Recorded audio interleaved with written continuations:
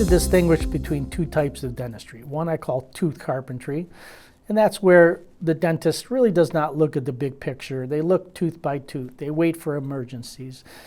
The person has a filling that needs to be changed. They change the filling. Then the tooth becomes sensitive and they send them for a root canal.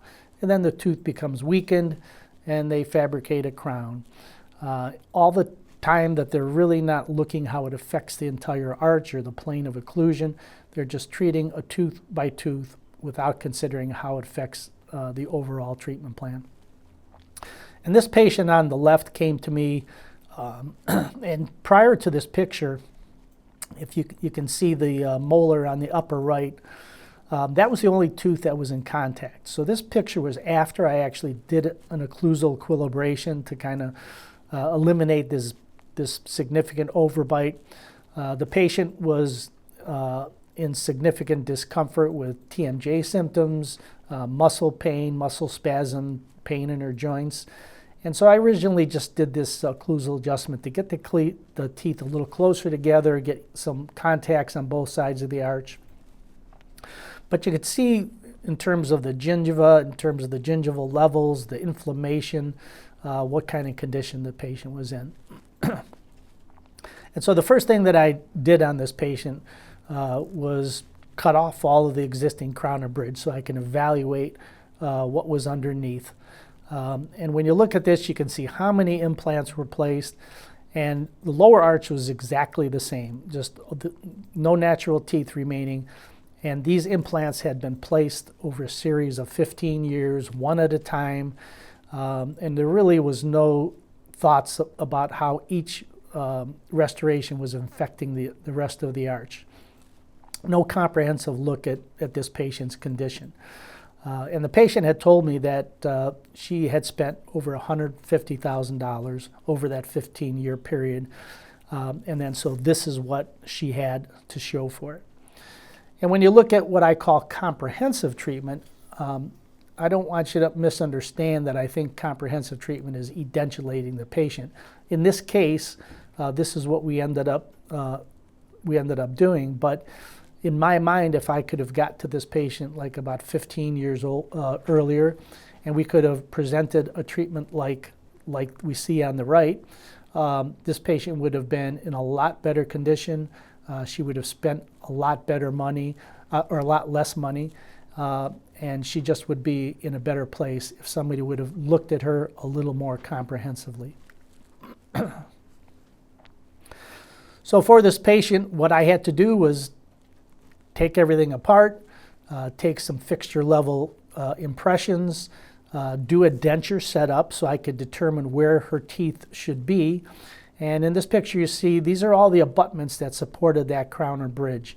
And so what I did was I made a little putty matrix around my denture setup, placed these abutments to see where the implants lied in correlation to where the teeth should be.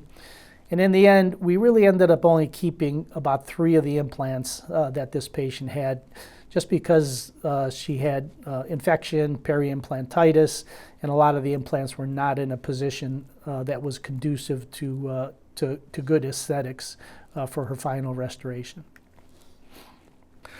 So in the end, what we ended up doing was placing additional implants, doing an immediate load upper and lower screw-retained conversion prosthesis, and then ultimately a final zirconia upper and lower screw-retained restorations. And here's a picture of the prosthetics prior to seating in the patient's mouth. These are made by Rowe Dental, monolithic zirconia. And here's the prosthesis delivered in the patient's mouth. And then here's our happy patient. I always like to take video so I can evaluate my work when I'm done and just to get the response from the patient.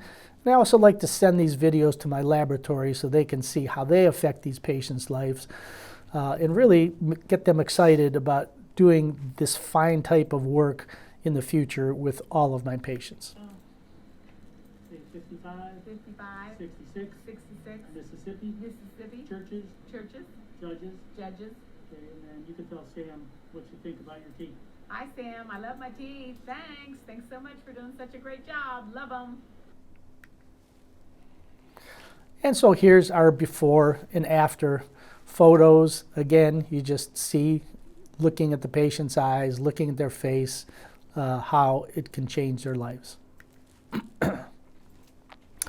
Now, about 3 months later, my patient walked in unannounced. And again, shocking to see her like this, but she stepped off a curb, fell on her face, and my first thought was she's broken my zirconia prostheses. And but she came in because she just wanted to make sure she didn't do any damage. And when I took a look, everything was in the same shape as it was the day we delivered it. So just in a a positive result, showing the strength of these types of zirconia prostheses. Here's another example of a patient who came to me very unhappy. Her husband had left her, not in a great state of mind. She really couldn't afford treatment, but she had a lot of perio, loose teeth in the upper arch, and that ended up that her sister, helped her out to get her a new, again, monolithic zirconia restoration. You can see the results. Again, changes her life. She's remarried. She's as happy as can be. And these are the kind of patients that just refer all of their friends and family just because of the impact you've had on their lives. And finally, another patient, severe perio, hopeless dentition, and again, another monolithic zirconia restoration. So it's kind of funny because my mindset 15 to 20 years ago was that I was not a big fan of immediate load full arch types of restorations. It was kind of a product of corporate dentistry, and I thought that it was a bad thing because they presented a one-size-fits-all philosophy. Every patient that would go in there would get the same type of procedure. I didn't think they were giving the patients all of the options, saving their teeth when they should save their teeth. And so I thought it was just kind of industries funneling patients into their corporate plan, not putting their best interest first. As a prosthodontist, we were trained to save teeth, to do things like take worn teeth and do root canals and posts and cores, and take molars that have furcation involvement and turn them into two premolars, to do crown lengthening and crowns. And so early on I felt it was like sacrilegious to remove savable teeth. And lastly, I just didn't like removing all of that good bone to do these FP3 types of restorations because I wasn't really up to date on the success of these procedures. And I was afraid that we could, reduce the bone, give that 16 millimeters to create that FP3 type of restoration. And then if something were to go wrong, even if it wasn't our own faults, if the patient had diabetes or they weren't taking care of things and they lost those implants, that it would kind of, leave them in a bad condition, like a dental cripple, not really even being able to wear a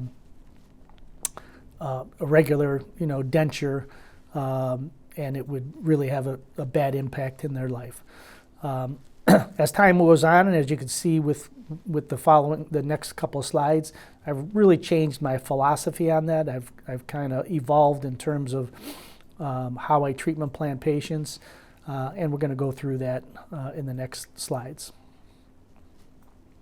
So about that time, in came a patient, Scott, whose chief complaint was, I'm tired of trying to save my teeth and I want implants.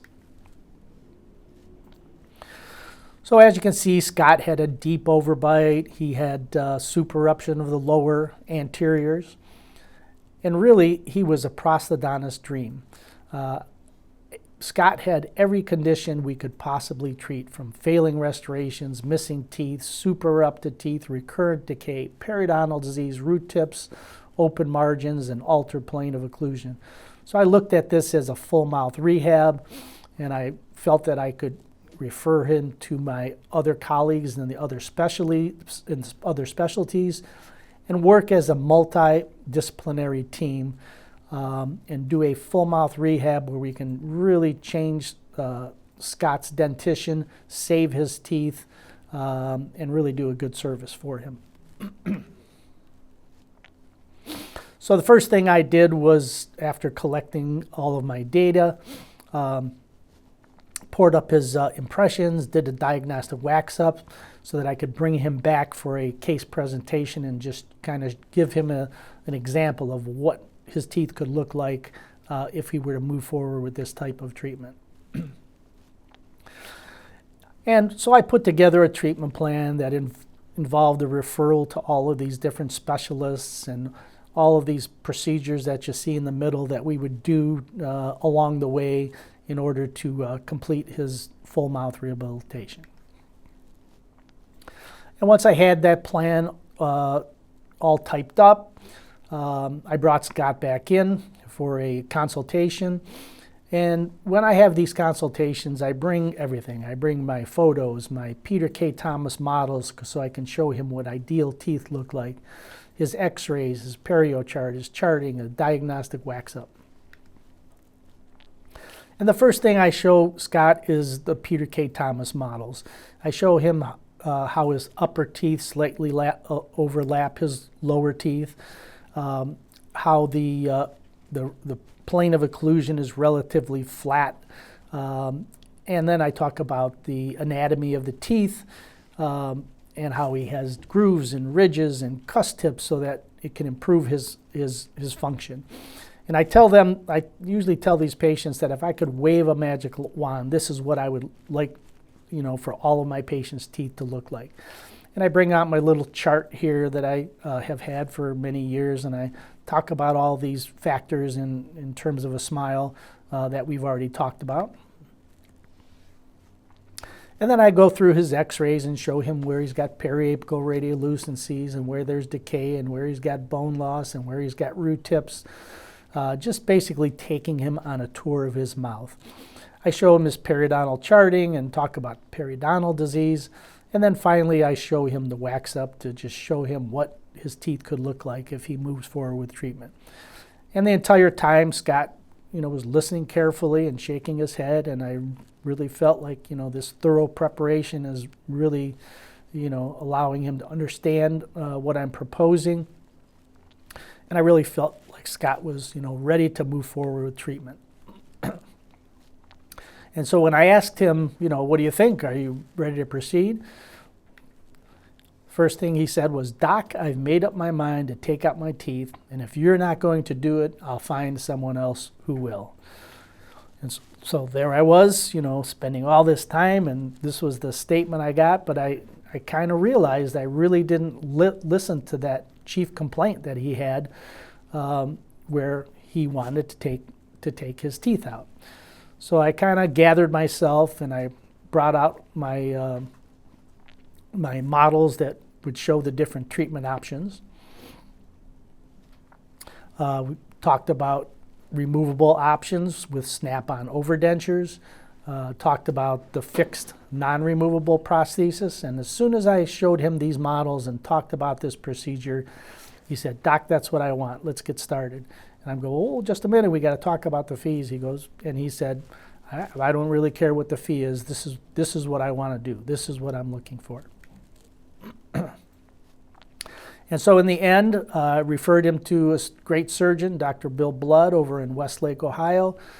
We ended up placing 6 implants in the maxilla, 5 implants in the mandible, and we did upper and lower immediate load pro-arch, which is, screw retain restorations in the Straumann world, monolithic zirconia. And when Scott came back for his checkup 3 months later, his words were, "This was the best decision I've ever made. This has changed my life." And so this really changed my thinking about treating my patients and the importance of us giving a patient a good smile. There's some studies that show that just the act of smiling, activating the muscles that allow you to smile, result in messages to the brain that release endorphins. This can release stress, make patients happier.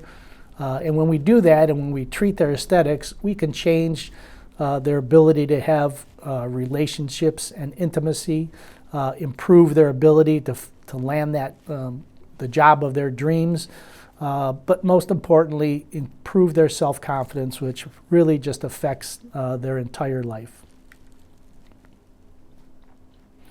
So some of the benefits of a beautiful smile is it makes us more attractive, increases our likability, increases our self-confidence, improves our self-worth. And so I repeat it as often as I can, have a great responsibility because we have such an ability to change these people's lives.